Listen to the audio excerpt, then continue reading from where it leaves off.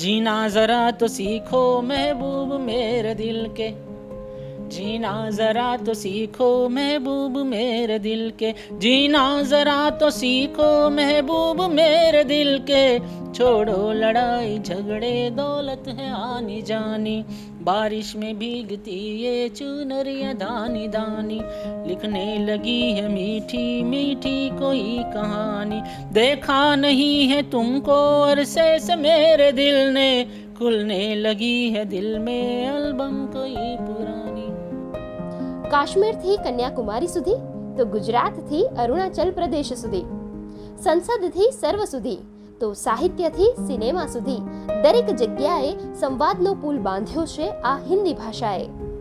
પણ શું આપ જાણો છો હિન્દી રાજભાષા અને હિન્દી બોલચાલની ભાષામાં શું તફાવત હોય છે?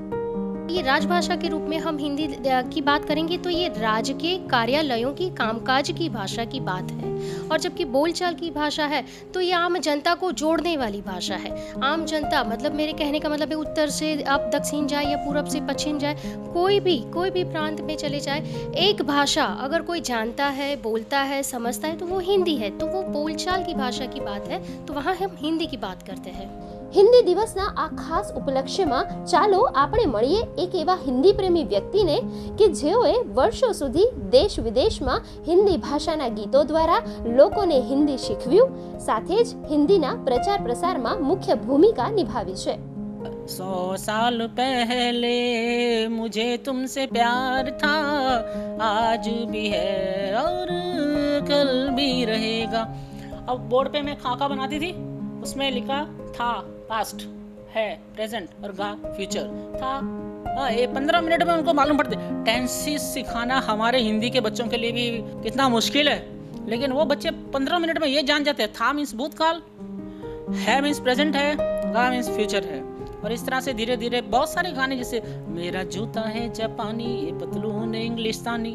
अब उसमें इंग्लिशतानी यानी उसमें वो शब्द आते हैं, कौन से राष्ट्र सूचक शब्द आते हैं, और उसके अंदर मेरा पॉजेसिव आता है कि भाई ये मेरा है, तेरा, मेरा तेरा, इसका उसका प्रयोग हम उसमें गाने में मैं ले आई. ठीक है. उसके बाद में ये आता है 1 2 3 4 5 6 7 8 9 10 11, और इसमें 30 तक की गिनती. नहीं तो उनको ये 1 है 2 है काउंटिंग करना बड़ा मुश्किल होता है. तो मैंने जानबूझकर ऐसे गानों का उपयोग किया जिनको हम एजुकेशनली ले जा सके.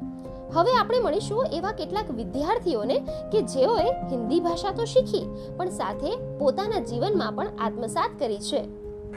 दुआ फिया से करेंगे, हम फिया से मिलेंगे, खुरा जाएगी बंदिश, हम पंच से उड़ेंगे, फिया कहाँ से मिलेंगे, दिल के दिए जलेंगे, हरेगा ये कोरोना, मिलकर दुआ करेंगे, दुआ फिया से करेंगे, हम फिया से मिलेंगे. दर फिर से खुलेंगे, हम फिर से मिलेंगे, फूल जाएगी बांदिश, हम पंछी से उड़ेंगे, फिर घर से निकलेंगे, दिल के दिए जलेंगे, हारे गए कोरोना, मिलकर दुआ करेंगे, दर फिर से खुलेंगे, हम फिर से मिलेंगे. દોસ્તો, આપણે ઘણી વખત હિન્દુસ્તાની શબ્દનો ઉપયોગ કરીએ છીએ, પણ શું આપ જાણો છો આ હિન્દુસ્તાની શબ્દ બનેલો છે ત્રિવિધ ભાષાના સંગમથી, हिंदी, उर्दू અને અંગ્રેજી.